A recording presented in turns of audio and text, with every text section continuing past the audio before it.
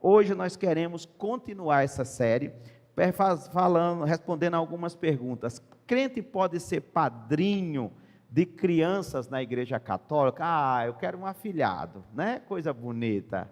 Crente pode ser padrinho, testemunha de casamento na igreja católica? Crente pode participar de sociedade secreta? Crente pode ser maçom? Pode ou não pode? Então eu gostaria de ir com muita calma. Nós temos muitos assuntos, são 25. Então no culto passado nós respondemos 5 perguntas, hoje pelo menos 3, depende do tempo, e eu espero que você acompanhe com atenção. Então a primeira pergunta, o esquema não é de uma exposição de um texto bíblico. Nós lemos o livro de Esdras, capítulo 7, versículo 10, porque Esdras, um sacerdote de Deus, ele tinha disposto o seu coração, ele tinha colocado no seu coração fazer 3 coisas. A primeira coisa era buscar a lei do Senhor. Ele queria entender, ele queria compreender, ele queria estudar, ele queria conhecer a lei de Deus. Agora a Bíblia diz que ele tinha disposto o coração para conhecer a lei. Depois que ele conhecesse, ele queria cumprir, porque não basta conhecer. A Bíblia diz que nós não devemos ser apenas ouvintes, mas cumpridores da palavra. E ele queria então buscar a lei, ou seja, entender a lei, conhecer a lei. Ele queria cumprir os mandamentos do Senhor e depois ele queria ensinar. Então Esdras queria conhecer, obedecer e ensinar. E esse é o papel de todo cristão, de todo protestante. Então, por causa disso, nós queremos fazer essa reflexão a partir de uma reflexão bíblica. O que é que a Bíblia ensina? O que é que a Bíblia diz? Como eu devo me comportar e como eu devo ensinar para os outros. Então, vamos lá. Crente pode ser padrinho na igreja católica de uma criança? Posso ter um afilhado católico? Meu amigo convidou e disse: eu gosto tanto de você, você é uma pessoa tão bacana, você acompanhou a gravidez da minha esposa, eu considero você como um pai, eu queria que você fosse padrinho do meu filho. Então, primeiro, irmãos, há um papel popular muito bonito na função do padrinho.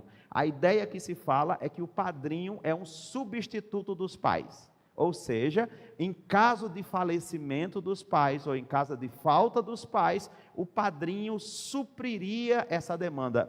Popularmente é bonito, não é verdade? A figura de um padrinho, uma espécie de um segundo pai, de uma segunda mãe. Então, popularmente, essa figura é uma figura bonita e até respeitável. Se fosse só por isso, não haveria problema. Mas vamos lá, o que os documentos da Igreja Católica dizem a respeito de um padrinho? Não é o que as pessoas popularmente dizem, mas o que os documentos da Igreja Católica diz. Então, se você pegar lá o Código de Direito Canônico, que é a lei que rege a Igreja Católica, você pode pegar os artigos 874, você pode pegar o artigo 872, o artigo 868, e eles vão dizer o seguinte: primeiro, os padrinhos têm que ser católicos.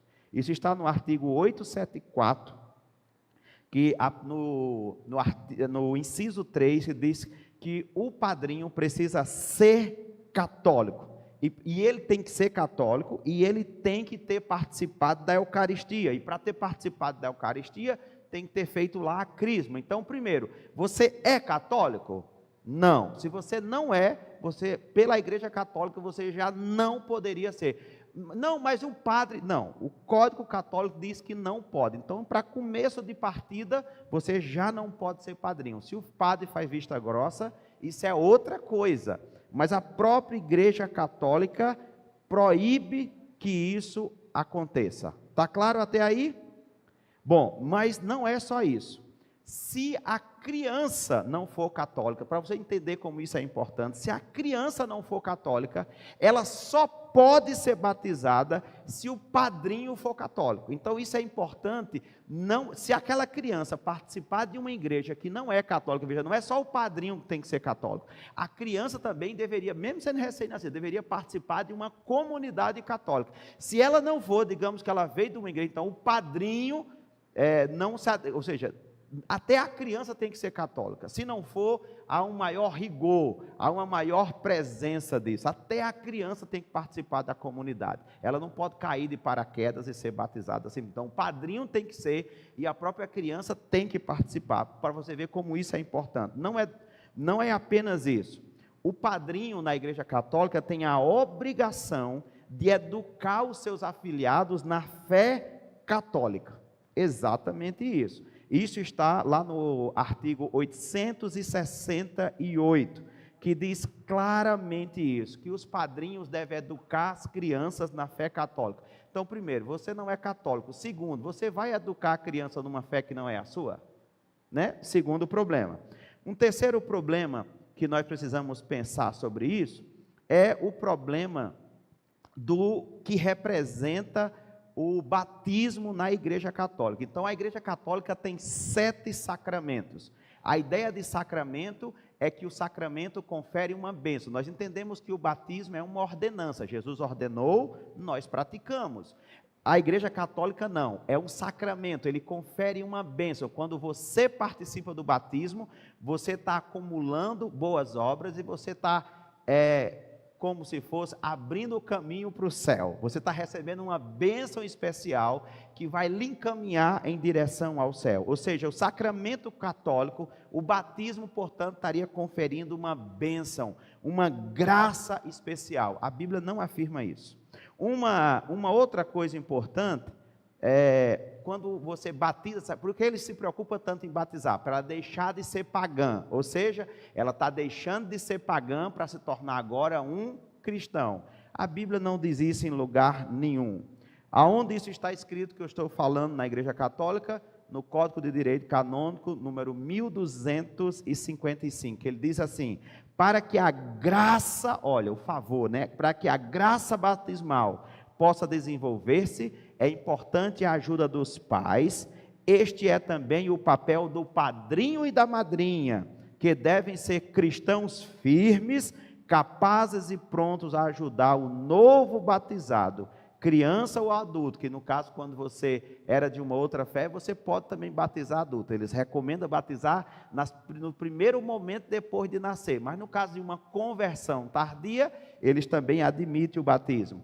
Então é papel do padrinho educar na fé católica.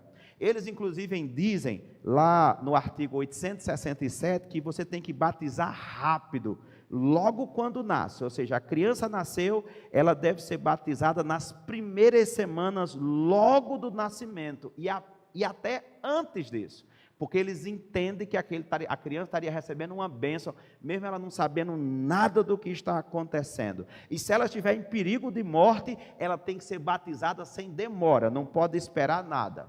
Para eles isso é algo tão importante que até no caso de um feto abortivo, ou seja, uma criança que não tem chance de vir à vida, mas por acaso ela nasceu com vida, ela deve ser batizada logo que nascer, porque aquilo está conferindo uma bênção a uma criança recém-nascida que não tem chance de vida. Quando se trata, naturalmente, a Igreja Católica não apoia aborto, é correto, não devemos apoiar aborto, mas no caso de um feto que vem à vida sem condições de viver, nasceu, por exemplo, com 5 meses, 6 meses, tem um defeito, mesmo assim deve ser batizado. Isso para eles é tão importante que o batismo, se houver risco de morte, pode ser feito até sem o consentimento dos pais, porque eles creem que a criança está recebendo uma grande bênção, deixando de ser pagã, e, portanto, ela está pavimentando o caminho do céu. A Bíblia não afirma isso. O que a Bíblia afirma a respeito de batismo? Primeiro, a Bíblia não diz que o batismo confere graça. A Bíblia diz que o batismo ele deve ser praticado voluntariamente.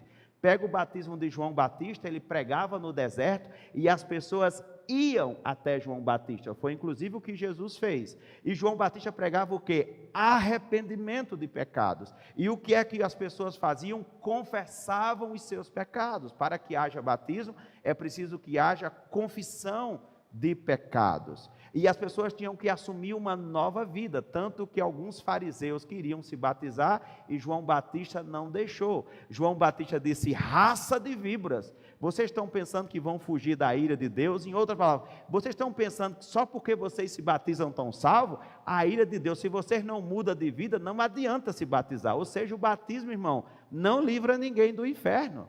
Tanto é que o ladrão da cruz, provavelmente, não era batizado, e Jesus diz que ainda hoje estarás comigo no paraíso. Resumo dessa história: pela própria Igreja Católica, um protestante não pode ser padrinho numa igreja católica. Em segundo lugar, como um protestante vai poder ensinar um afilhado na fé católica se ele não é católico? Em terceiro lugar, como você pode participar de uma cerimônia e de algo que as Escrituras dizem que é o contrário do que está sendo pregado? Em outras palavras, um protestante não deve ser padrinho de uma criança na igreja católica. Pastor, o que é que eu faço? Primeiro, se alguém lhe convidou, seja educado, não seja rude, né?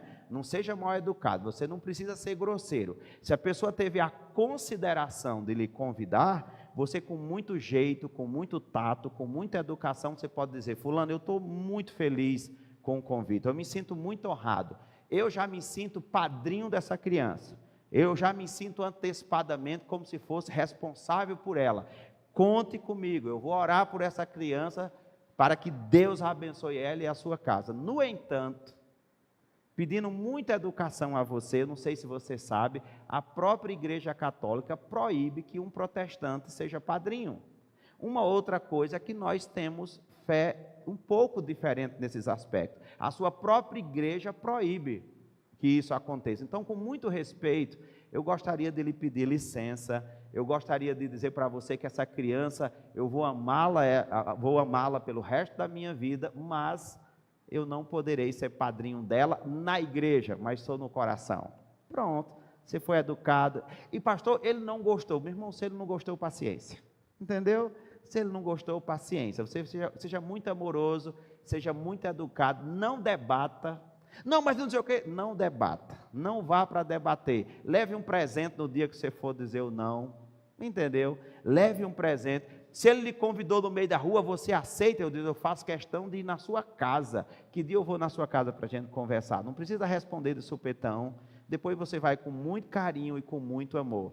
Se ele quiser de fato entender sobre o motivo, você vai preparado para responder. Primeiro, não há na Bíblia nenhum registro de batismo de criança. Segundo, o batismo de Jesus, ele tinha 30 anos. Terceiro, João Batista pregava o arrependimento. Uma criança não pode se arrepender. Quarto, é preciso confessar pecados. Ela não tem consciência de nenhum pecado praticado, porque ela é uma criança recém-nascida. Então você vai com muita educação, mostrando para ela o que a Bíblia ensina sobre batismo. Amém?